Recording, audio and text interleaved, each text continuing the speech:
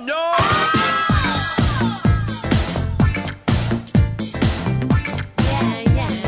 Hey everyone, it's Andy Kushner, host of The Wedding Biz, and this is another episode of The Next Level, sponsored by Party Slate, the first website designed specifically for event professionals and venues.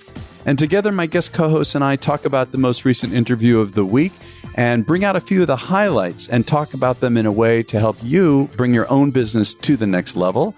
And before I introduce today's guest co-host, I want to mention last week's interview. If you happen to miss it, it was Joe Goldblatt, and I had Jennifer Stein, the editor-in-chief of Destination I Do magazine, as the guest co-host. Joe Goldblatt is a true pioneer of the event industry. He has written, edited, and co-authored 38 books, including the first textbook in the event industry. He is the one who founded ISIS, International Special Events Society, now known as ILEA. He also created the CSEP program. So be sure to check out those interviews from last week if you missed them. So today's guest co-host is none other than Sean Lowe. Sean's consulting firm, The Business of Being Creative, is focused on providing practical advice to those in the business of being creative. Sean's list of clients includes the who's who of the wedding industry and design community. And we had an incredible conversation February of 2018. I'll include it in the show notes. So be sure to check out the interview of Sean. Sean also has a great blog. Well, welcome, Sean, to the show. I'd love having you on again. Oh, thank you so much, Andy. I'm very excited for this one. Yeah, I know. Me too. So the guest that we're speaking about this week is Robert Sherman, owner of Washington Talent, the iconic entertainment company out of the Washington, D.C. area, founded 52 years ago, which Robert eventually took over with a partner and transformed it to a whole other level. And Robert is absolutely so committed and dedicated to what he does. It was really fun having him on the show.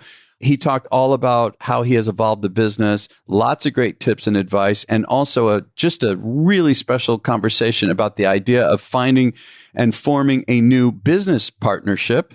And Sean, I want to make sure we have plenty of time to talk about the idea of having a business partnership and what that might mean for a person's business. But first, I thought it was really interesting near the beginning when he talked about how he had taken over Washington Talent from former owners, and he expanded his market share by developing additional services, which I thought was really interesting because it really made him a one-stop shop. I mean, he's got not only the bands and the DJs and MCs and dancer groups, but he started to bring in photography and videography and lighting and so on and so forth. So it became a one-stop shop. What did you think about all that? Well, I mean, I love the idea of expansion, and I love kind of how he came to be in the business and how, it started to grow for him as he started to become more and more involved in the business as a partner. And that is really interesting to me because what he talks about is fresh eyes, which is definitely going to have an impact on what we talk about with partnership, right? And he was able to understand that, the best way to serve a client is to have them never have to leave. And I thought that was really brilliant. Yeah, and it made me think of Richard Branson. There's a book I read of his. He has a couple out. One of them, I think, is Losing My Virginity. Another one is Finding It. And the losing was the first 20 years of his career. And Branson was talking a lot about how he almost numerous times went bankrupt, lost everything. And so when he was facing these financial crises, his way of handling it was, as he said, to expand out of it. And I thought that really opened things up for me to think about it that way, rather than just lowering pricing, doing something like that. But like Robert did, not that he did it during a recession, but I'm sure it helped during these cyclical downturns in the economy by developing additional services. And so he did expand. And like Branson talking about expanding out of it, that's one thing it reminded me of. Yeah. I mean, I wish that more and more people would see, potential downturns or actual downturns as opportunities to be better at what they do. Right. Instead of the idea of let's, batten down the hatches, give it all away for free, and hopefully we'll make it through to the other side. I I actually don't really care for that energy because, the idea of it is it's not to say you're not going to be responsible or do what you have to do, but it's the other places to appreciate that you're there for a reason and you have this opportunity to expand the trust you've been given, right? I mean, it really goes to what I talk about all the time and what I think Robert really espouses, that art transcends its medium, right? Just because you're a great musician doesn't mean you can't be great at a lot of things, right? And it's about the trust and the ability to deliver on that promise that you make as an artist. And that's what he's talking about, which I love.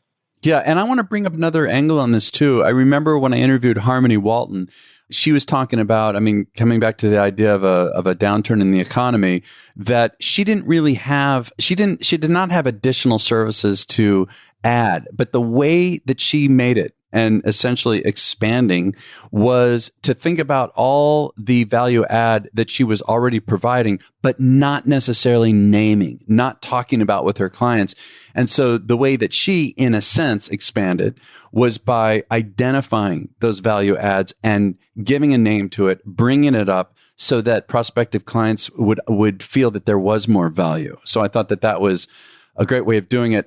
Also, Robert talked about how important it is, and I know that we all assume this, but it's another thing to actually do it, is being really easy and super flexible to deal with, not only in the B2B side to the industry, but to clients. It goes all around. He was talking a great deal about that being just crazy easy to deal with and finding out what is important to people like the planners, the team, and the clients, and just make it so easy that it's a pure pleasure and there's no issues.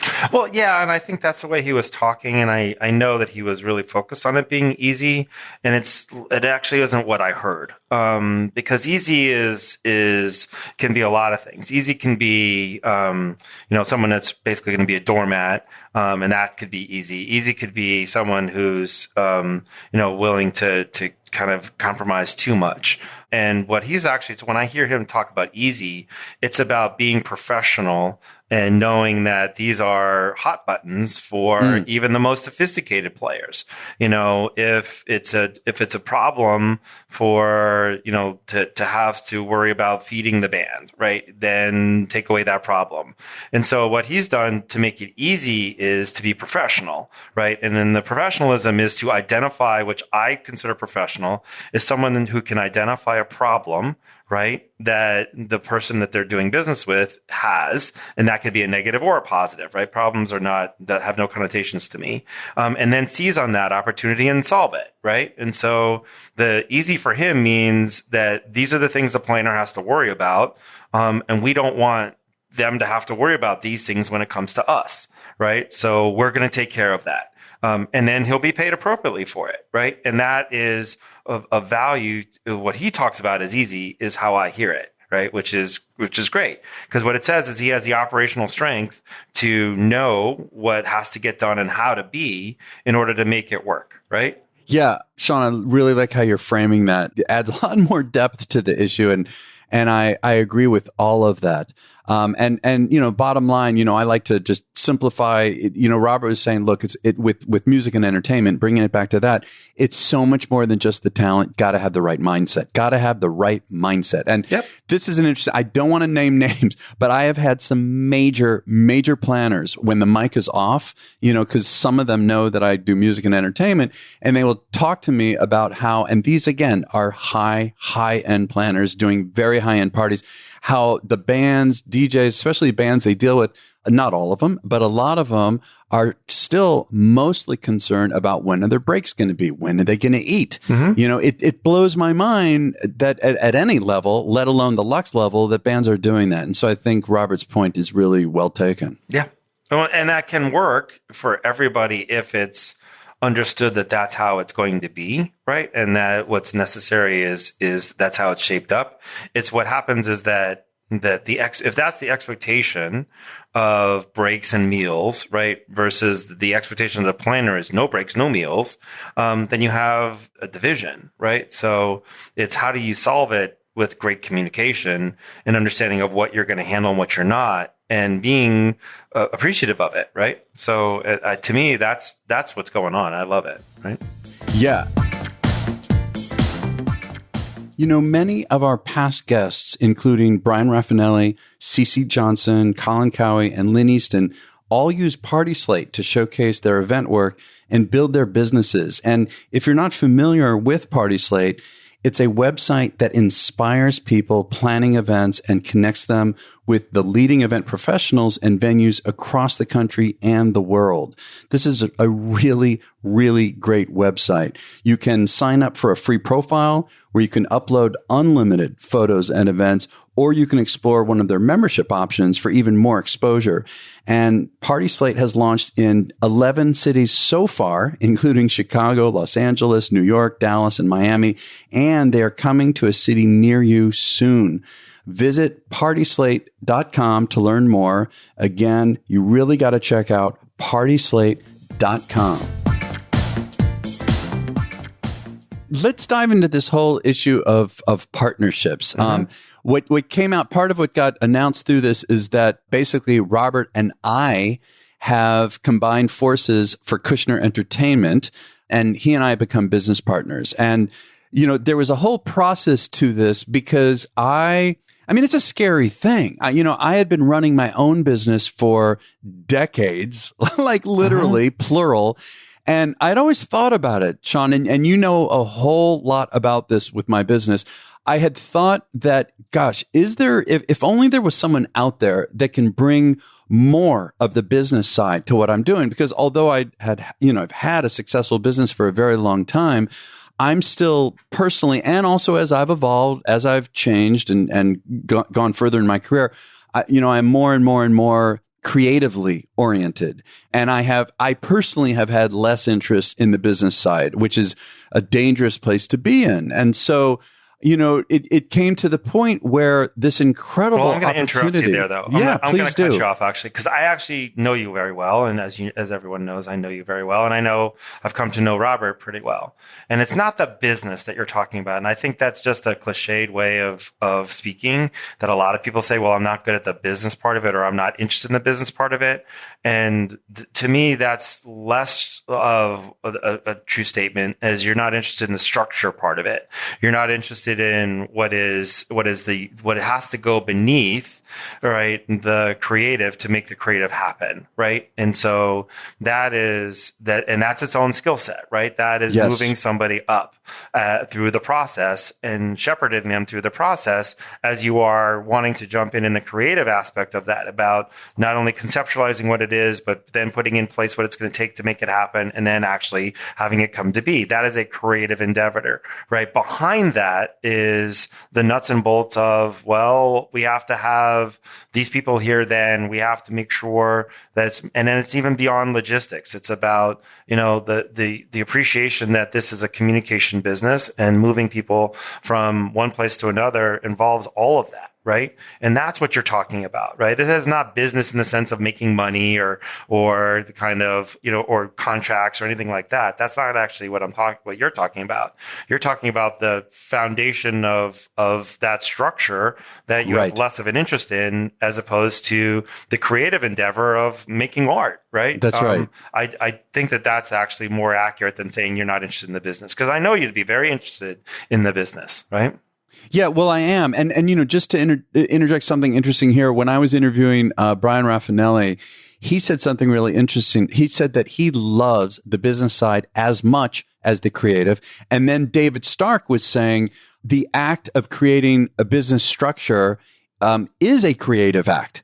And so he also enjoys it. And yes, I mean, there's definitely an aspect of the business that I do enjoy and I know I'm good at.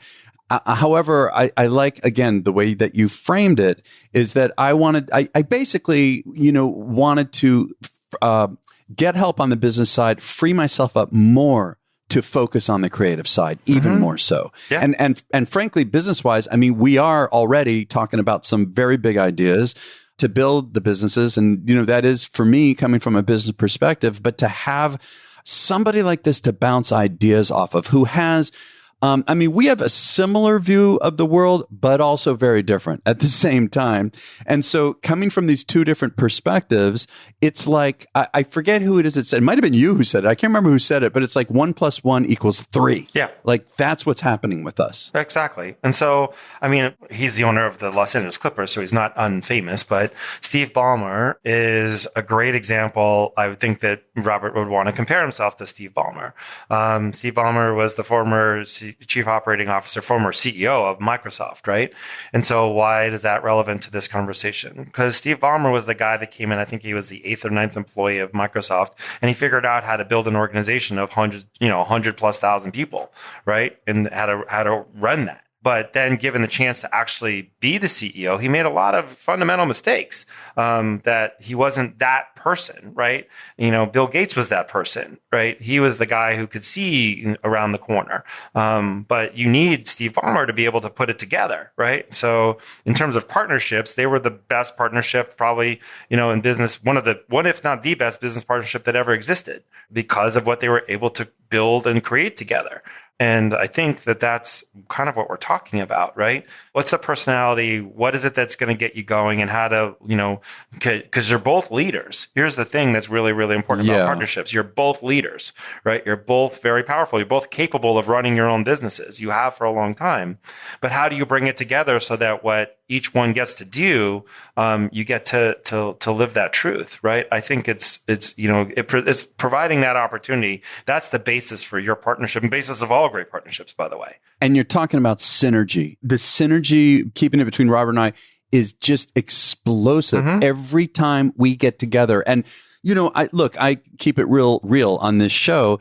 There was a certain, I wasn't burned out per se, but I was, the issue comes down to this, reinventing ourselves again, over and over and over and over. And every guest I talk to, we talk about staying relevant, the need to reinvent. And when you talk about, especially some of the more seasoned people that I mentioned who have been in the business for decades, there is no choice. You have to reinvent. And I think Robert said something like, I forget how he said it. It was not reinvent, but it was like, reinvent or die, but basically something like that.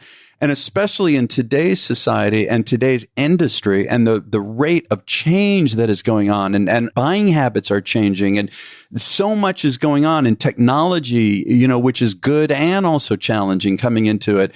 And so, we have to keep adjusting to stay successful. And so what this has done for me is it has re-energized at a whole nother level my interest in this business and the industry. And it's like, I feel like a kid in a candy store from doing that. Yeah. And I get that. Well, I love it. I don't actually see it as reinvention. I can see where you're going with it. And I appreciate it, about being that place. But I view it more in today's world. It's more about purification. It's more about appreciating what it is you most want to do and doing it, right? Being the best in the world at that. And that actually, ironically, by being more focused, you get to scale, right? You get that opportunity, like the opportunity to take what you both know how to do so well and bring it up to another level. And that purity of that kind of the idea of what it is that you both do incredibly well offers opportunity where your clients know that, this is what you do, right? This is what you care about. This is who you are and what you are. Right. And I think that's incredibly important, right? Incredibly important for people to understand why partnerships are what they're about, right? Is that you both understand, you're not entering a different market, you're not direct competitors, but there's enough overlap where you can appreciate what each other does. And you have a unique capability to kind of take what you both do really, really well and scale it, right? And that does bring that enthusiasm that you're talking to the fore, right? But it's a purification for me more than a reinvention. You're not actually doing something different. You're just doing what you do incredibly well.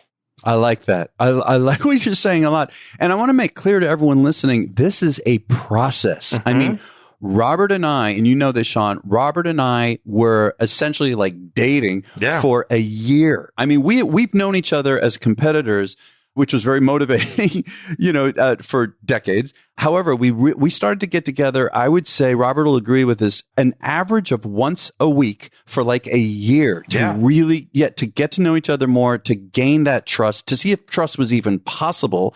which it absolutely obviously was.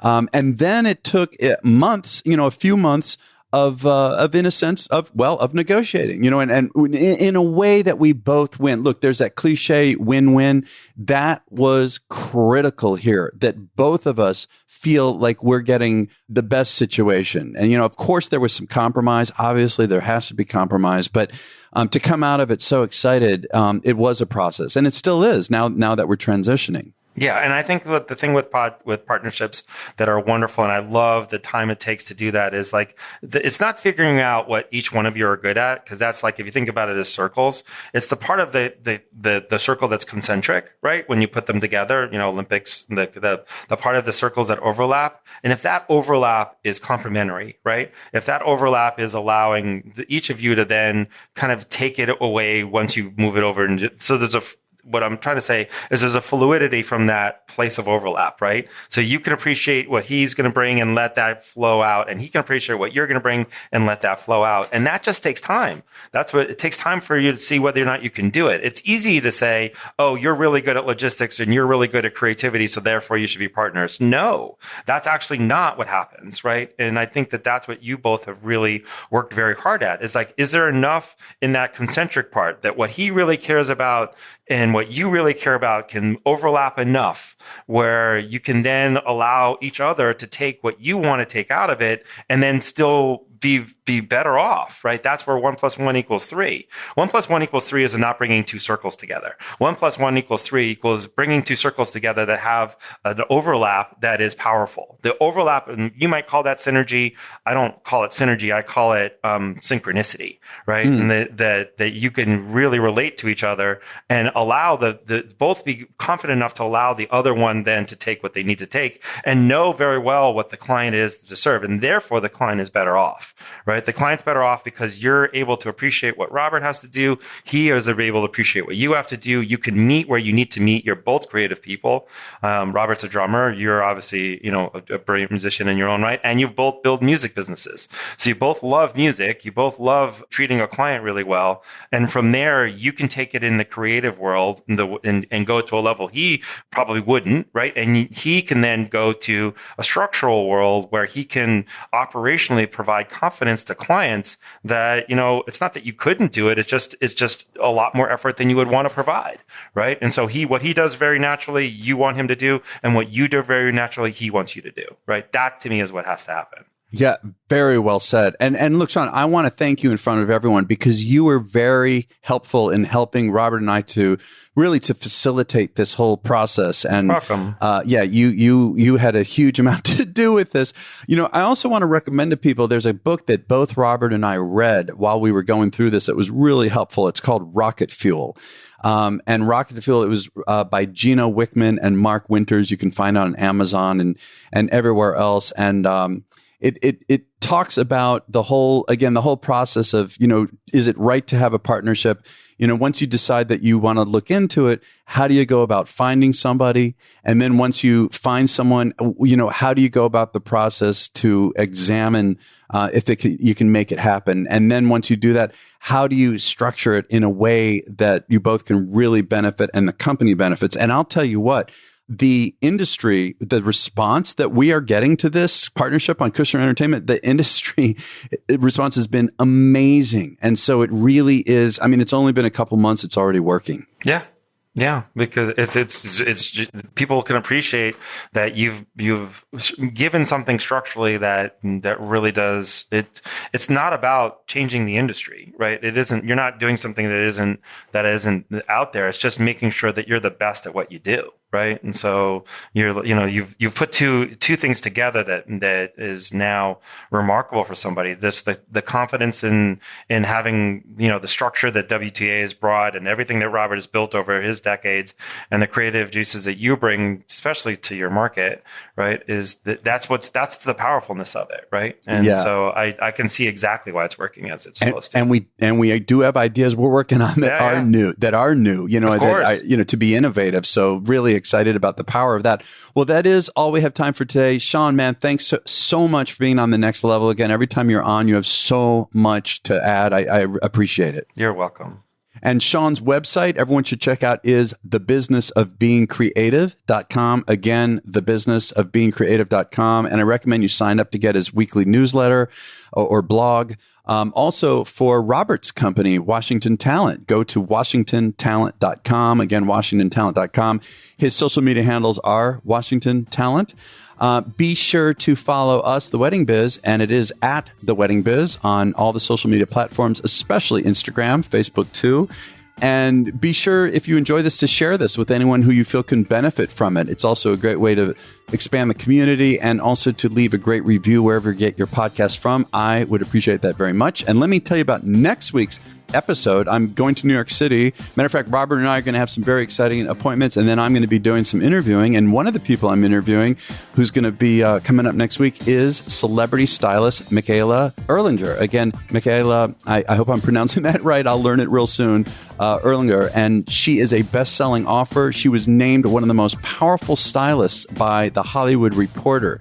So definitely check in next week, and we'll catch you on The Wedding Biz.